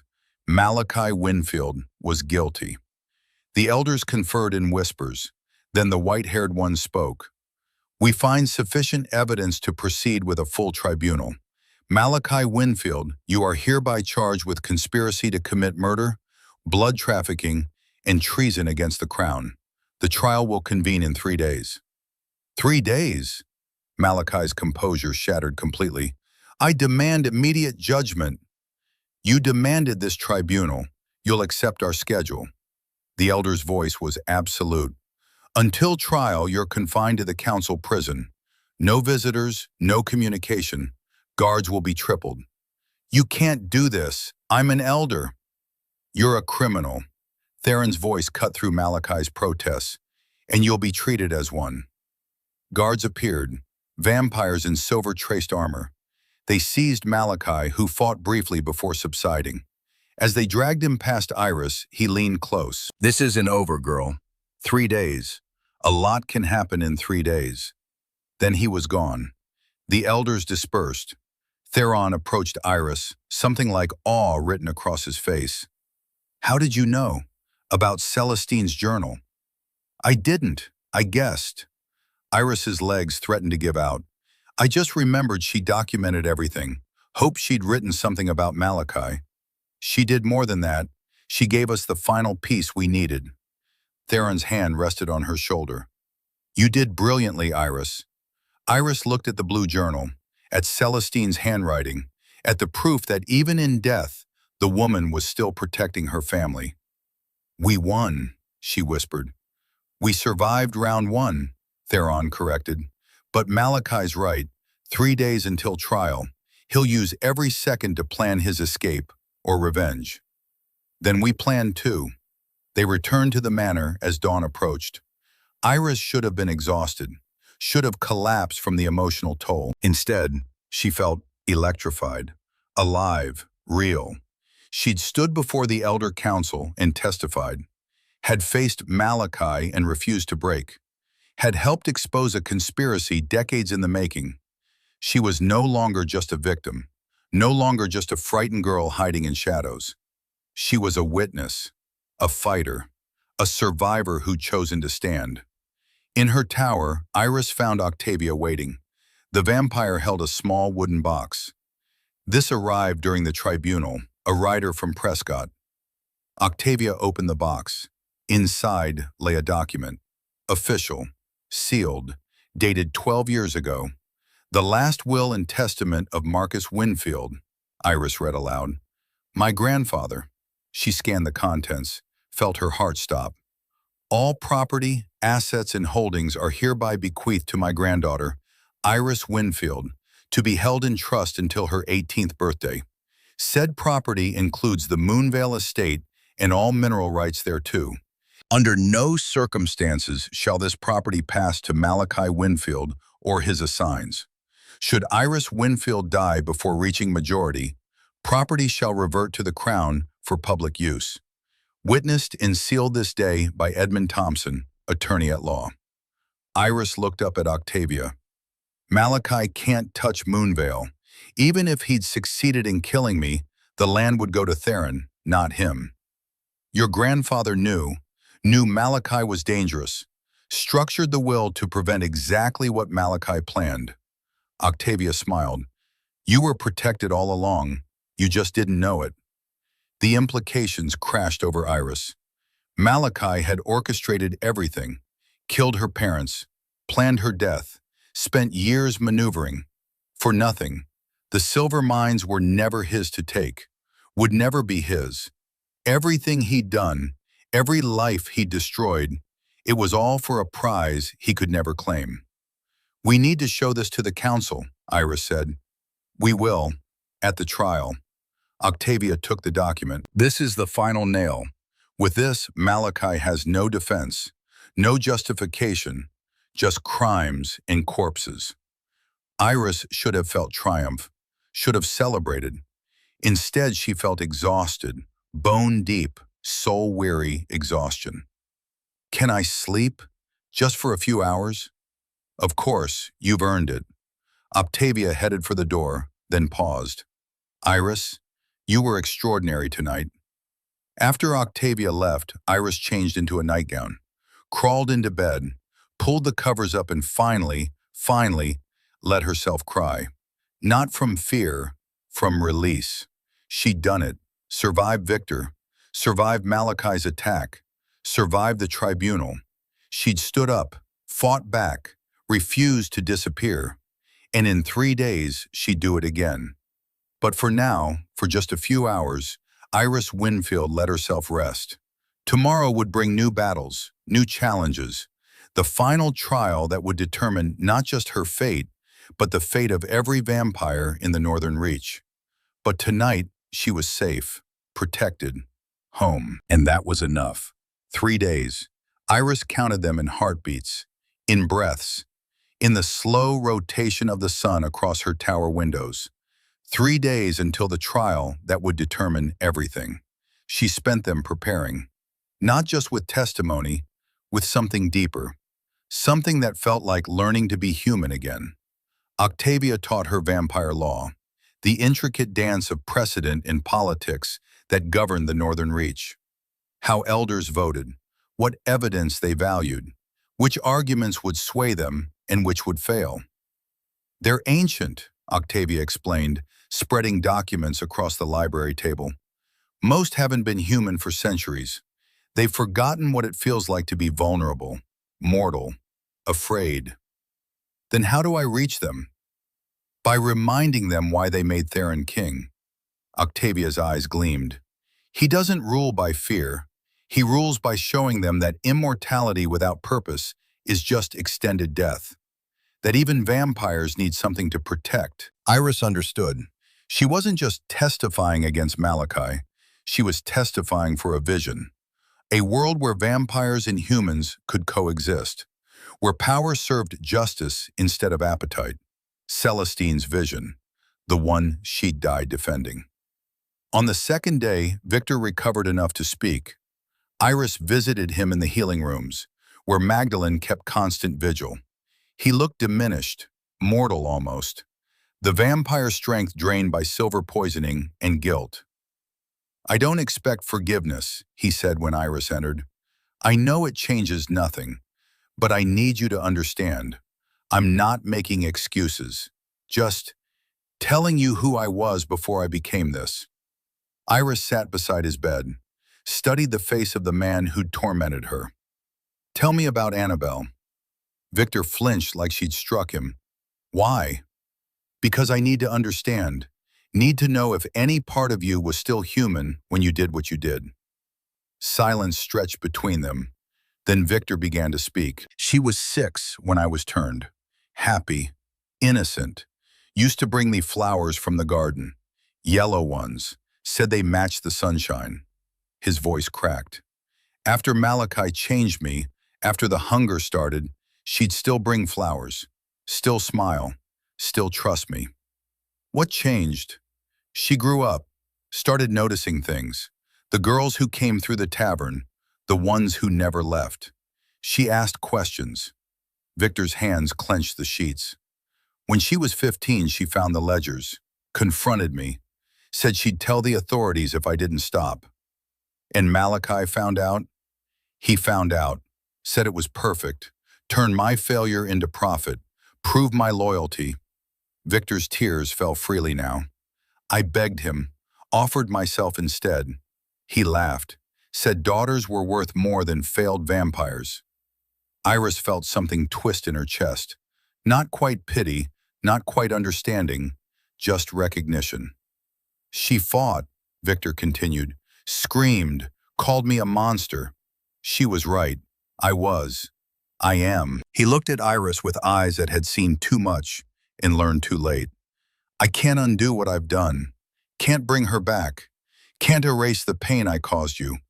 But I can make sure Malachi pays. That every crime he orchestrated comes to light." "Will you testify? Tell the council everything?"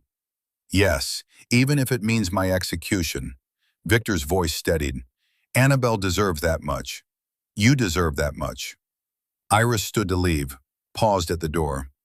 "She would have forgiven you eventually, Annabelle, if she'd lived long enough to see you choose truth over fear." She met Victor's gaze. "I'm not there yet. Don't know if I'll ever be. But I see you trying. That counts for something." She left before Victor could respond, before the tears choking her throat could fall. Some wounds didn't heal. They just became scars you learn to carry. The night before the trial, Iris couldn't sleep. She wandered the manor's halls, trailing fingers along walls that had sheltered Celestine, that had witnessed love and loss, and the stubborn refusal to surrender to darkness. She found Theron in the gallery, standing before Celestine's portrait, the dancing one. "You have her courage," he said without turning. Her refusal to accept injustice just because it's convenient. Iris joined him, looked up at the painted woman who'd changed everything. I read her journals, all of them. She wrote about you constantly. Iris smiled, called you impossible, stubborn, infuriatingly noble. She was diplomatic in writing. She also wrote that loving you was the easiest thing she'd ever done, that choosing you every day made her more herself than she'd ever been. Theron's expression crumbled for just a moment, raw grief surfacing. I failed her. You loved her. That's not failure. I wasn't there when she needed me. Wasn't there when Adrian called for his father. Theron's voice was hollow. 50 years of wondering if I'd been home that day, if I'd postponed the council meeting, would they still be alive? You can't know, can't change it. Iris took his hand, the first time she'd initiated touch with any vampire.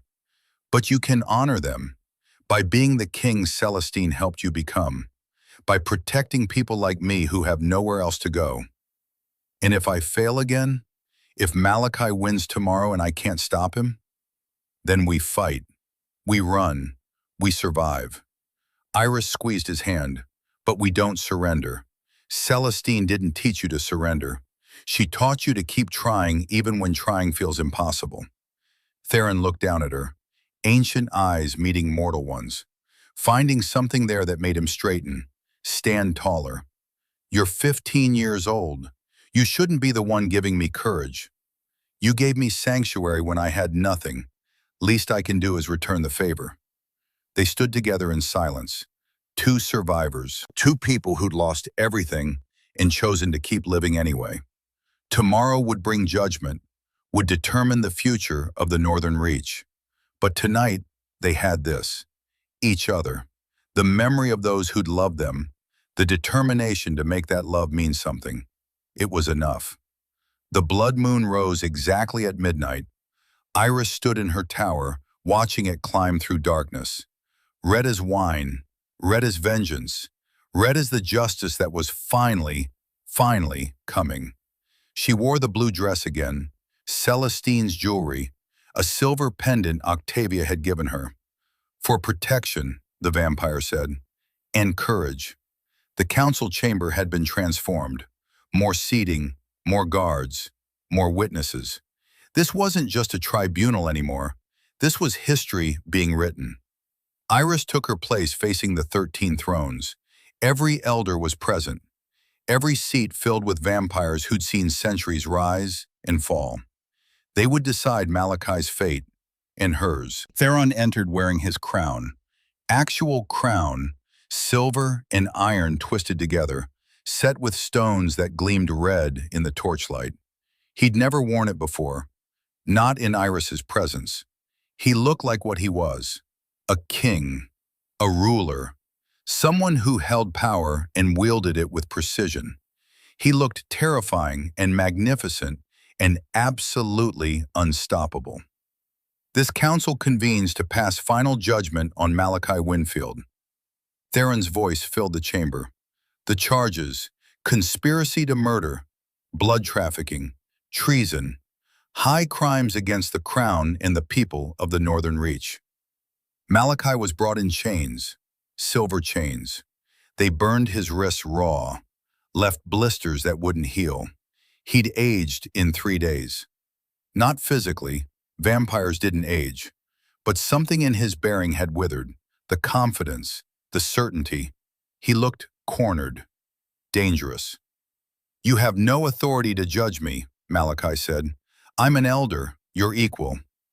You were an elder. The council has voted to strip your title pending trial outcome. Theron gestured to the other vampires. You're being judged by your peers, as law requires. This is a farce. You've bought them, threatened them. We've presented evidence. You'll have chance to refute it, if you can. Theron nodded to Octavia. She began.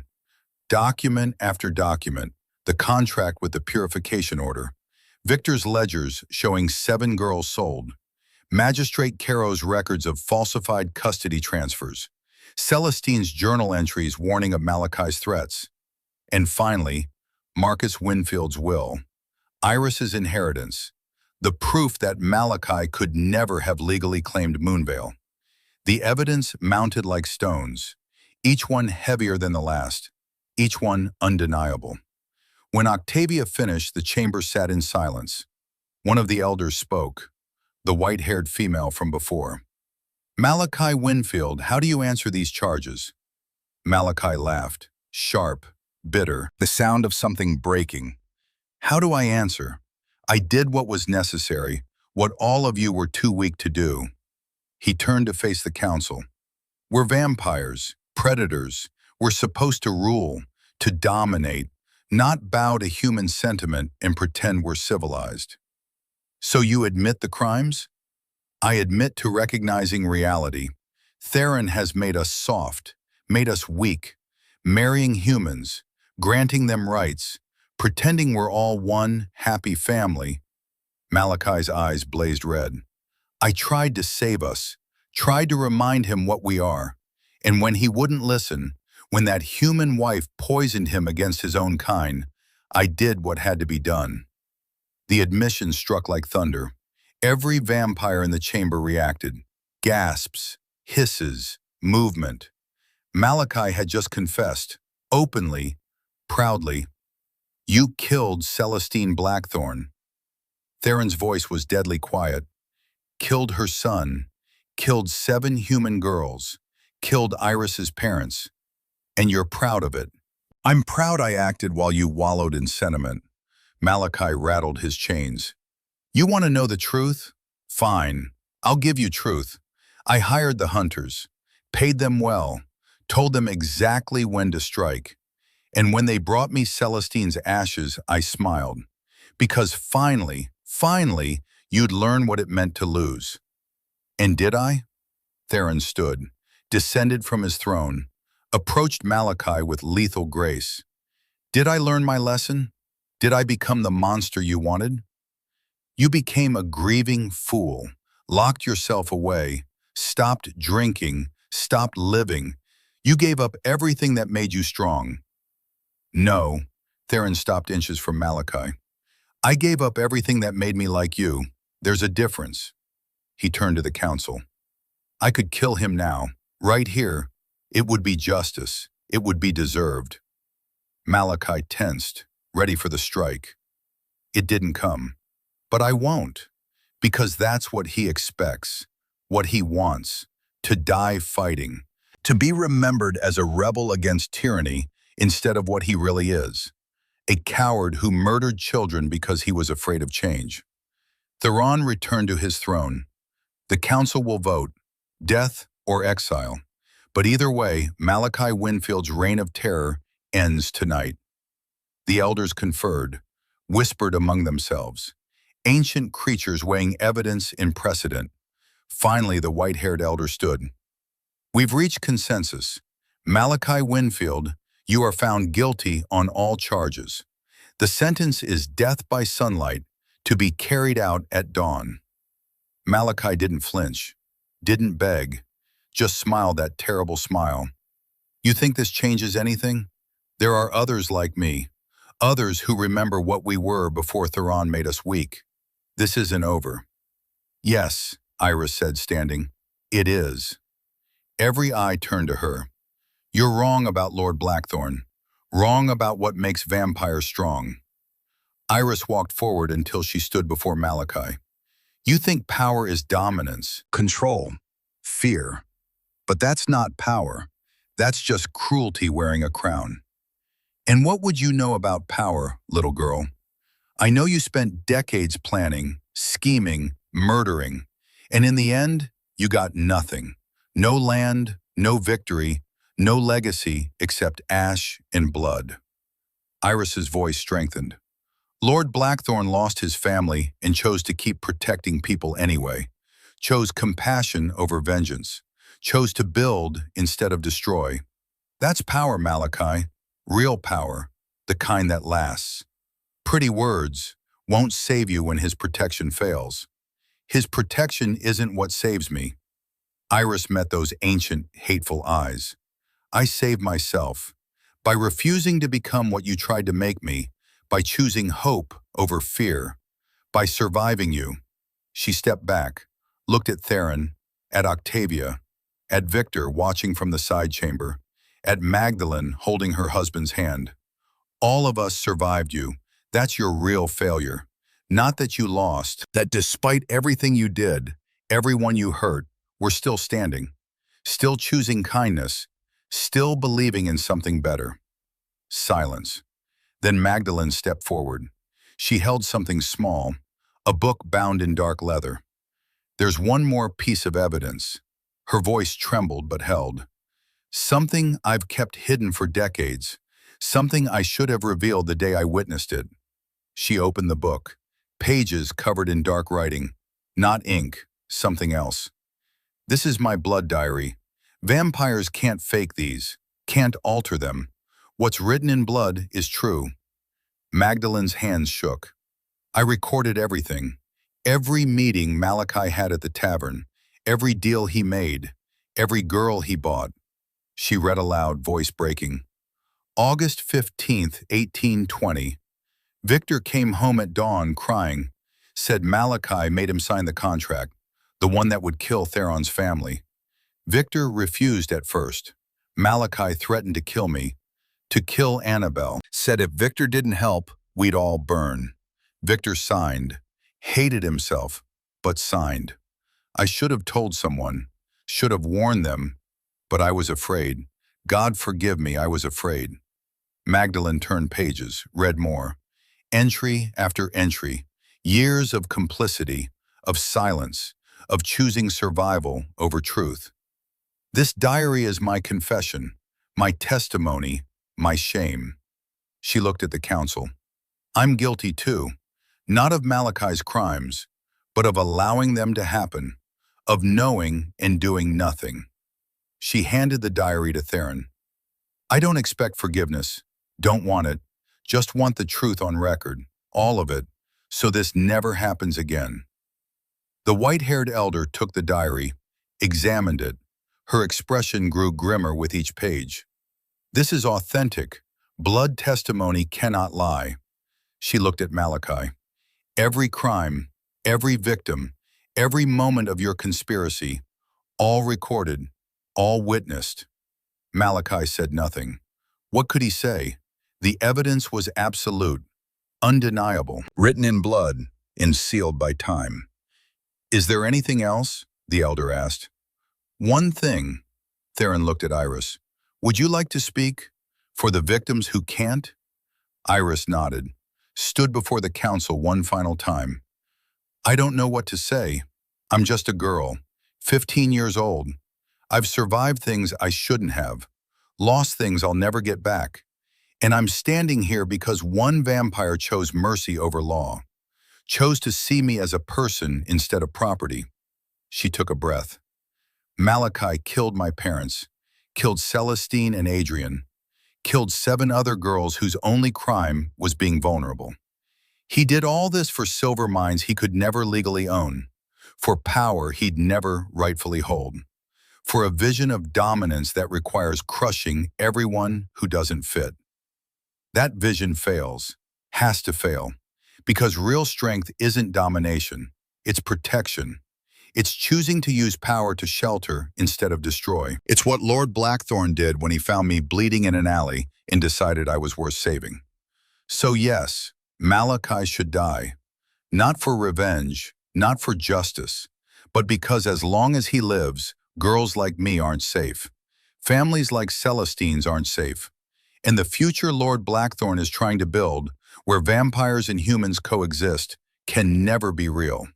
She looked directly at Malachi. You wanted me to disappear, to be silent, to let you win. But I'm here. I'm speaking. I'm surviving. And that's the one thing you can never take from me. Iris returned to her seat. Her legs shook. Her hands trembled. But her voice hadn't broken, hadn't wavered. She'd spoken her truth. Let the council decide what to do with it. The elders deliberated again, shorter this time. The verdict was already decided. This was just formality. Malachi Winfield, you are sentenced to death by sunlight, sentenced to be carried out at dawn. Do you have any final words? Malachi looked at Theron, at Iris, at the future he'd tried to destroy. I regret nothing, and I'll see you all in whatever hell waits for creatures like us. We're already there, Theron said quietly. We've been there since the day we forgot how to care about anyone but ourselves. The difference is, some of us are trying to leave. You're just determined to stay. Guards took Malachi away, dragged him toward the eastern tower, the one with windows that faced the sunrise, the one where he'd burn.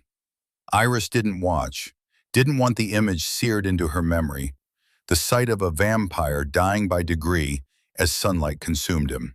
She'd seen enough death, carried enough nightmares. Instead, she went to the gallery, to Celestine's portraits, and waited.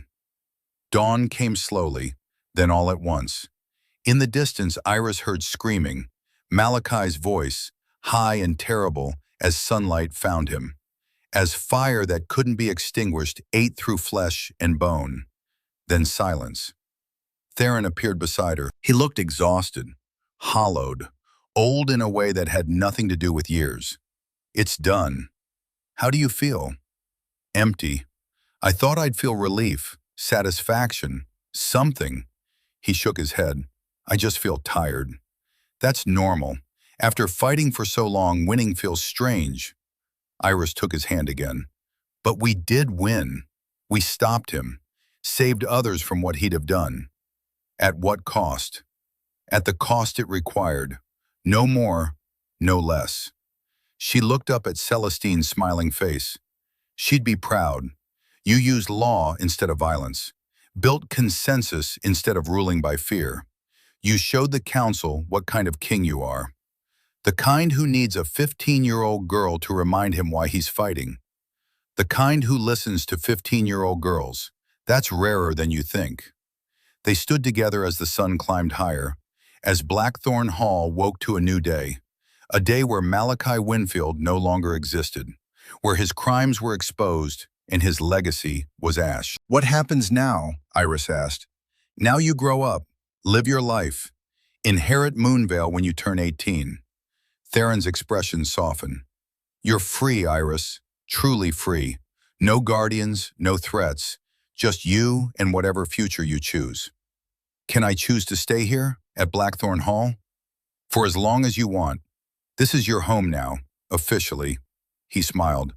Octavia's already planning your education. Said you showed aptitude for law. Wants to tutor you herself.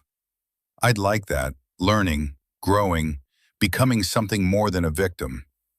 You're already more than that. You're a survivor, a witness, someone who looked at injustice and refused to accept it. Theron's voice held genuine respect. You remind me why immortality is worth enduring. Thank you for that. Epilogue. Years blurred together like pages turning in an old book. Iris turned 18 in spring. Cherry blossoms bloomed across Blackthorne Hall's grounds, and Octavia threw a celebration that lasted 2 days. The morning after her birthday, Iris stood before the council with a proposal. I want to use Moonvale for something that matters. Not mining, not profit, something that helps people. What did you have in mind? The white-haired elder asked.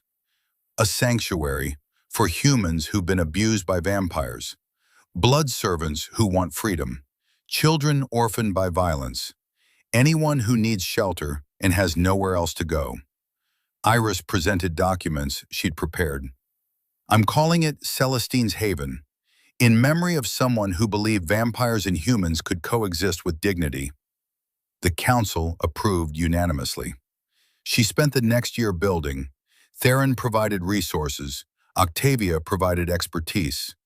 Victor, released from prison on parole, provided labor. Magdalene provided her fierce determination to make amends. The first resident was a girl named Marie, 13 years old, sold by her family to a vampire who'd nearly drained her dry. Iris met her at the gates, saw herself years ago, terrified, broken, barely hoping. You're safe now, Iris said. The words Theron had given her, the ones that changed everything. No one will hurt you here. You have my word. Marie looked at her with haunted eyes. Why? Why do you care? Because someone cared about me when I had nothing, and that caring saved my life. Iris took Marie's hand. Now I'm passing it forward. Within a year, Celestine's Haven housed 40 residents. Within 5 years, over 100. Iris ran the Haven with fierce devotion, saved lives, changed laws, built a legacy, and Theron watched with pride that felt like heartbreak, because Iris was mortal, and mortals aged. At 65, Iris Winfield had saved over 200 lives, had proven that one mortal woman with enough courage could reshape a world. And now her body was failing. The illness came quietly, then not so quietly. The healers diagnosed it with gentle voices and eyes that couldn't lie. Terminal, 6 months, maybe less. Iris took the news with the same calm she'd brought to every crisis. Then we have 6 months. Let's make them count. Theron came to her room on what they both knew was her last night. Autumn had painted the forest red and gold. The world was beautiful, achingly so. Iris lay propped on pillows, too weak to sit unaided. But her eyes were clear, alert, still fighting. You don't have to do this. Theron sat beside her bed, took her hand. I can turn you, make you vampire, give you eternity.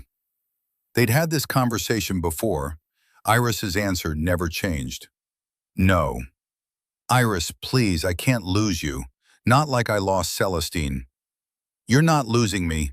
I'm just finishing the journey I started. She squeezed his hand. I've lived, Theron.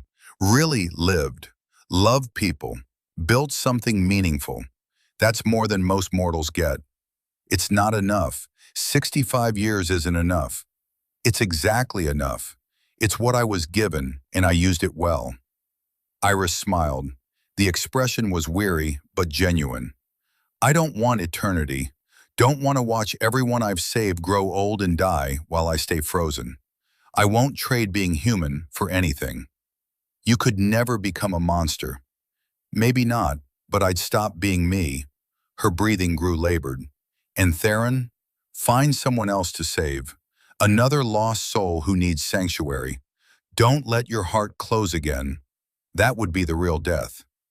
I don't know if I can. You can. You have a gift for caring, for seeing people, not resources. Don't waste it. She touched his face with trembling fingers. Promise me, and maybe, her eyes twinkled despite the pain, maybe I'll find my way back to you. I promise. She smiled, closed her eyes, her breathing slowed. At dawn, Iris Winfield died, peacefully, surrounded by people who loved her. In the room where Celestine had once lived, Theron buried her beside Celestine, in the grove where cherry blossoms bloomed each spring. He stood at the grave for hours, saying goodbye to someone who'd reminded him why immortality was worth enduring. Octavia found him there at sunset. She was remarkable. She was everything. Theron's voice was hollow. They're never truly gone. Octavia pointed to the horizon, to Celestine's haven visible through the trees. Iris built something that will outlast her, outlast us. 200 lives saved. Thousands more will be saved because she existed. That's immortality, Theron. Real immortality. Theron looked at the haven, at the lights in windows where survivors were learning to live again. Maybe Octavia was right. Maybe this was what mattered. I'll keep my promise, he said. I'll find someone else to save. Honor them both by being the king they believed I could be. Years passed, decades, a century. Theron kept his promise, built a northern reach where vampires and humans live with something approaching peace. He never forgot, never stopped missing, but he learned to carry grief without being crushed by it. And then, 150 years after Iris died, Theron Blackthorne stood in a marketplace in New Thornhaven.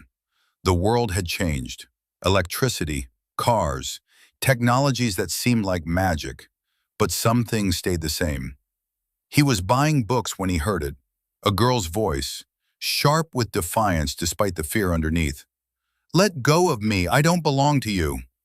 Theron turned, a young woman, maybe 20, struggling against a vampire's grip. Modern clothes, short hair, but her eyes, blue, bright blue, exactly the shade of a summer sky. Iris's eyes. The girl looked up, met his gaze across the crowded marketplace. Recognition flashed. Not memory, something deeper. Soul, recognizing soul. She smiled. Theron's heart raced. He crossed the marketplace. The vampire released her when Theron approached. Theron offered his hand, just as he had years ago, to Iris, to Celestine. "Are you all right?" The girl took his hand, warm, alive, certain. "I am now, thank you." She paused, tilted her head. "Have we met before? You seem familiar." "No, we haven't met." Theron smiled despite the tears threatening. "But I knew someone like you once, someone who changed my life." "What was her name?" "Iris. Her name was Iris." The girl's eyes widened. "That's my name too. Iris Chambers." She laughed, surprised. "What are the odds?" "Astronomical. Can I buy you coffee, as thanks for the rescue?" "I'd like that very much." They walked together toward a cafe, a vampire king and a mortal woman with familiar eyes, beginning something that felt like continuation. Theron didn't know if this was reincarnation, divine intervention, cosmic coincidence. Didn't care. All that mattered was the choice in front of him. And Theron Blackthorne, king of the Northern Reach, made his choice. He chose hope, chose life, chose to believe that love, real love, was stronger than death. "Tell me about yourself," he said as they entered the cafe. Iris smiled, that same smile. "Well," she began, "I'm a social worker. I help people who've escaped bad situations." Of course she was. Theron smiled back, felt something in his chest start to warm. And somewhere, in whatever place souls went after the body failed, he chose to believe Celestine and his Iris were watching, smiling, proud that he'd learned the lesson they died teaching. That love, in the end, was all that mattered. Love was all that lasted. Love was the only thing that made the long night bearable and the morning worth waiting for. And Theron Blackthorne carried that truth forward into whatever came next, with hope, with courage, with the knowledge that even in darkness, there was always light if you were brave enough to seek it. Always.